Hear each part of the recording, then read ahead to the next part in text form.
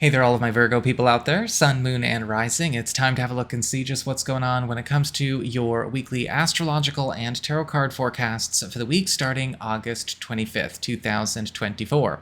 And just a quick reminder, your monthly astrology forecasts for September are up, by the way, so you might want to check those out when you are done with your weekly business. And if you ever want to get a personal reading with me, you can always go on ahead to my website. It's integrativemysticism.com. So, what's going on when it comes to your astrology weather? Well, on and around the 27th, we've got Venus in your sign forming a lovely trine to Uranus in Taurus. And there could be some special surprise coming your way as far as maybe a favor, a gift, or important deed changing the course of events in a long-distance connection, a plan for maybe you getting a chance to get yourself out there, something boosting your popularity, or maybe even a big favor being sent your way as far as maybe an official proceeding or a community matter is concerned. When we have Venus trine to Uranus in these two parts of your chart, we are getting a bit of a special VIP treatment from an important call that somebody is making or an important invitation or suggestion that could be put on the table for you. And you definitely want to make sure you are checking it out. On the 28th and the 29th, we've got Venus in your sign opposite Neptune retrograde in Pisces. And this is a mask-off moment. And when it comes to Venus opposite Neptune retrograde, confused sentiments is the name of the game because, well, this is the time where you might have to face facts about certain connections in your life and what we think they are or what we think they're supposed to be or how we think they're behaving versus what they really are, what their true nature really is.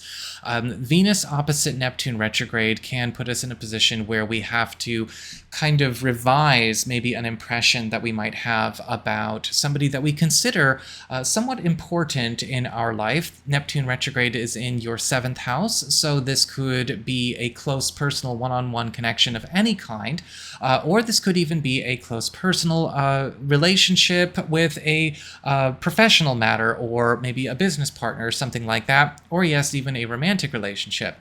Now, we could be finding out where somebody stands on something is very different than what we expected, or how they've been feeling, or what their sentiments really have been about maybe a certain aspect of our lives that we share. With Venus opposite Neptune retrograde, it will be important for us to pay close attention to where we might have been getting something wrong and what the truth is. So that is what I've got for your astrology and the weather. Let's have a look and see what's going on with your tarot and the traffic. And it looks like for your material circumstances, work, finances, your earth sector, you've got the Knight of Wands reversed.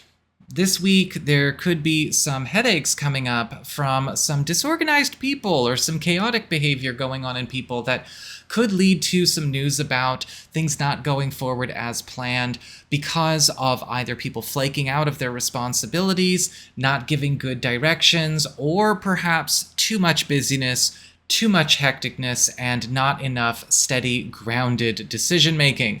With the Knight of Wands reversed, this could be something coming up where a person could be responsible for disappointing you or others in this way, or you may have to be ready to get involved with cleaning up a mess that somebody else made, or having to tolerate some kind of, let's just say, shitty work ethics or shitty business ethics around somebody who can't seem to get their act together.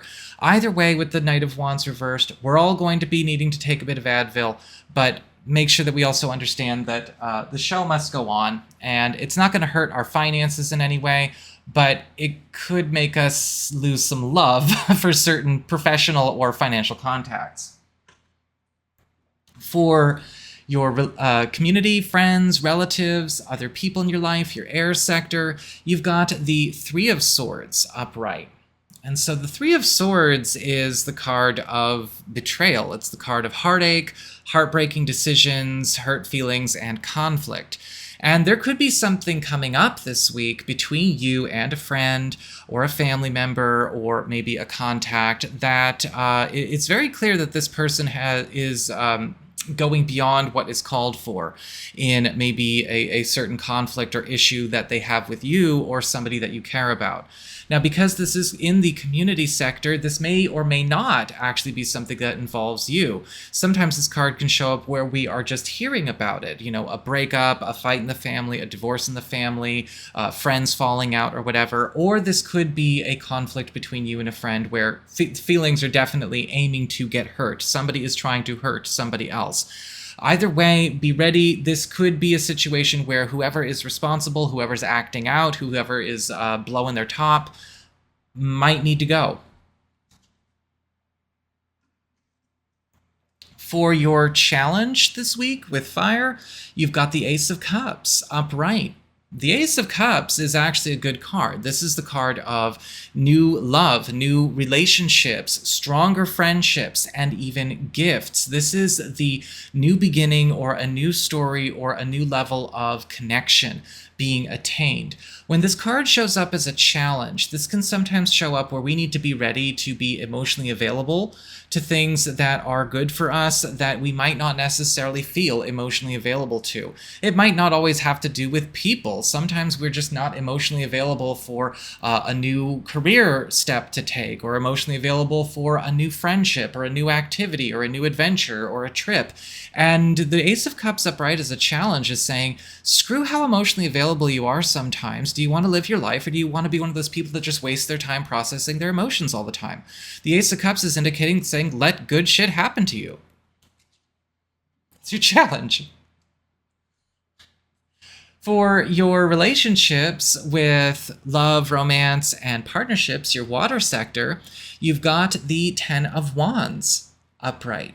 And the Ten of Wands is a card of feelings that are strong but cannot be necessarily acted upon. When we have the Ten of Wands, this is the card of work, it's the card of labor, it's the card of burdens. And this week, there could be a sense of distancing going on in relationships, both with partners and even significant other intendeds. Now, with the Ten of Wands, what's interesting, though, is that there's a lot of important exchanges going on the communication level, right? People sharing their feelings and trying to communicate back and forth how invested they are in what we've got going on.